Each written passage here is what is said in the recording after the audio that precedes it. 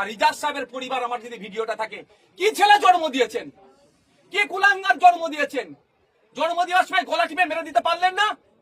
আমি ইজাজের মাকে বলবো, ইজাজের পরিবারকে বলবো, ইজাজের ভাইদেরকে বলবো, ইজাজের ফ্যামিলি থাকলে তার স্ত্রীকে বলবো, ইজাজের শ্বশুর থাকলে তাকে বলবো যে কি জামাই করেছেন আপনারা। ওই জামাই দেখুন, মায়ের মুখের দিকে দেখুন, মায়ের চোখের দিকে দেখুন। আমি ইজাজের মাকে আবারও বলবো কি ছেলে জন্ম দিয়েছেন, ইজাজের বাপকে বলবো কি ছেলে জন্ম দিয়েছেন। মুসলিম রীতি অনুযায়ী বলে দোয়া পড়তে হয়, ভুলে গিয়েছিলেন নাকি? কতটা গায়ে লাগতে পারে ইজাজের মা বাপকে, আমার কিচ্ছু করার নেই। এখনো ছেলেকে শুধরে নেন, ছেলেকে শুধরে নিন, কারণ ছেলে এখন উঠছে।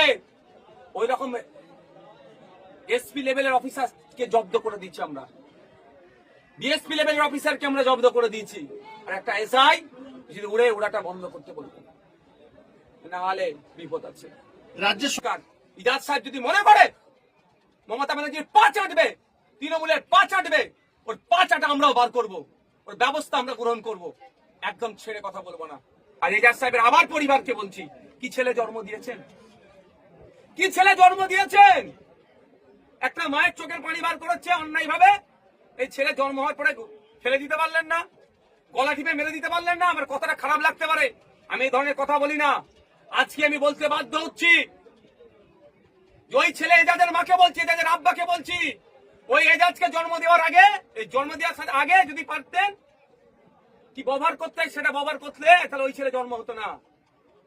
আর জন্ম হয়ে গেছে, এই ধরনের ছেলে গলা টিপে মেরে দিতে পারলেন না।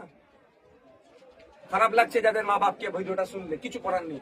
আমার মা কাঁদছে, আমি সহ্য করতে পারবো না।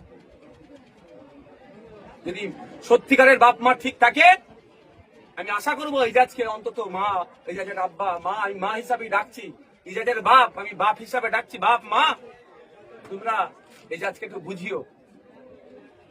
কারণ এই চোখের পানিতে ইজাজের পরবর্তী প্রজন্মের হয়তো ক্যান্সার রোগ হবে, বাড়িতে ক্যান্সার রোগ জন্ম হবে, মানুষকে এই ধরনের কাঁদাবে, ক্যান্সার রোগ জন্ম হবে। হয়তো তোমাদেরই হয়ে যেতে পারে মা, এই মায়ের অভিশাপে।